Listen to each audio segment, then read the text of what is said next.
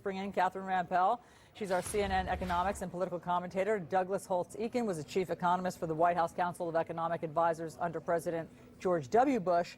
He's also the president of the American Action Forum. We also have CNN senior White House correspondent Phil Mattingly live for us at the White House. Catherine, this is what was expected, but it was interesting to hear Matt just say they're signaling they're not done yet.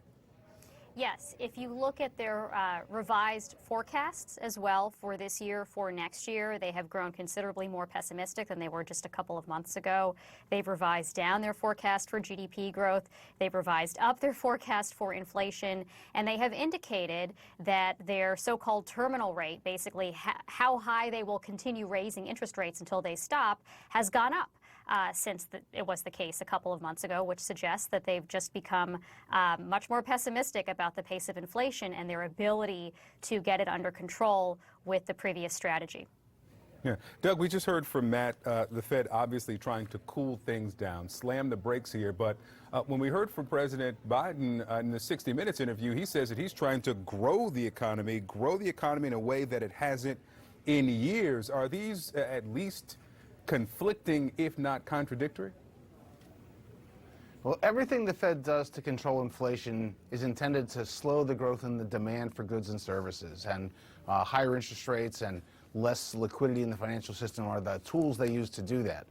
You can get the economy to continue to grow if you push the supply out, but that's hard to do. There aren't easy ways for any government policies to move supply, especially in an economy as large as the United States, and especially quickly. So the president may aspire to that, but that's going to be very difficult to pull off in practice. Phil, what's the take at the White House? You know, we haven't heard from them yet, and as you guys know quite well, the White House is almost never, if ever, going to weigh in terms of what the Federal Reserve is going to do. But this is kind of the reality, and everybody that you've spoken to so far has kind of laid out the double-edged sword here. The president has made very explicit he will not jawbone the Fed. He will not try and influence what Jerome Powell and the Federal Reserve Board do, because they understand that this is an absolute necessity to try to address 4-decade high inflation. However, on the other side of that, when you look at kind of what's been at the core of the White House economic team's agenda and what they've pushed for over the course of the first 19 months in office, raising interest rates at this speed, at this pace for potentially a much longer time can have very serious effects on the very people that the White House and its agenda was intended to help. And I think White House officials are keenly aware of that. They're not going to weigh in publicly about what it may mean, but they understand that so long as inflation remains high, particularly as high as it is right now, and so long as the Fed is moving, even though they need the Fed to move, they want the Fed to move, the president has said he will support the Federal Reserve in whatever action they take. There are very, very real repercussions to that could have an effect, not just on the economy writ large, but particularly on the lower quartiles, individuals that the White House has said are kind of the targets for a lot of their agenda over the course of the first 18 months in office. Let's take that right back to Matt Egan. The president often says that his administration is trying to give the American family a little breathing room. How much does this continued increase of the interest rate tighten that, Matt? Yeah, I mean, I think that everyone is feeling the impact of this war on inflation that the Federal Reserve has waged. We're feeling it in terms of borrowing costs. I mean, you look at what's happened with mortgage rates. They've basically doubled over the past year. That has eroded home values. The cost to get a car loan, that has also gone up, but it's all because the cost of living just remains way too high. And I want to go back to what Catherine was saying as far as what the Fed is seeing going forward in the economy. That is going to get a lot of attention from investors and economists today. The fact that the Federal Reserve has sharply raised its forecast for where interest rates are going is a big deal. They're around 3% now.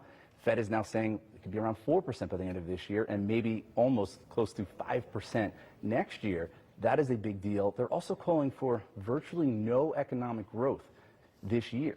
That is a sharp downgrade from what they had previously forecasted. It's also a big slowdown from what happened last year when there was blockbuster economic growth.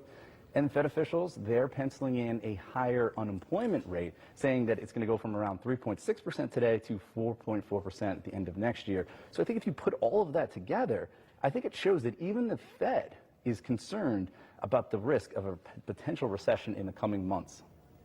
Catherine, I do want to get your take on the impact on consumers, but also at the same time where gas prices are. So there was this 100-day streak of gas prices falling every single day. It seems like that may have leveled off. Today, it ticked up 1 cent to $3.68. Obviously, that's a lot better than a few months ago, but just give us the entire impact here. Well, obviously, it's good for consumers who don't have much control over how much gas they buy. Your commute is your commute, and a lot of households can't really cut back on how often they have to fill up their tank. Good news for them.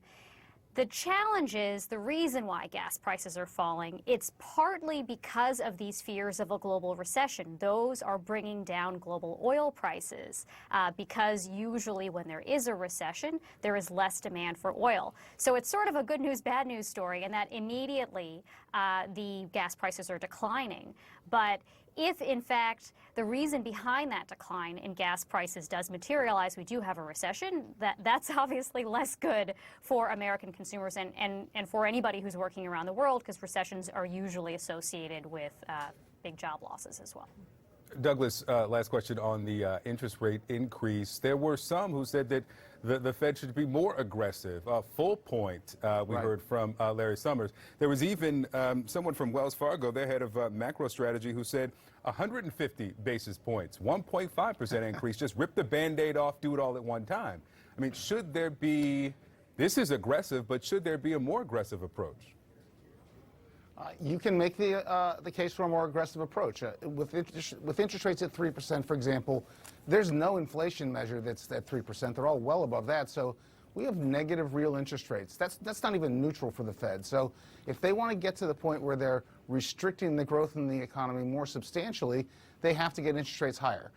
Their forecast is that they will. The only question is how fast they get there.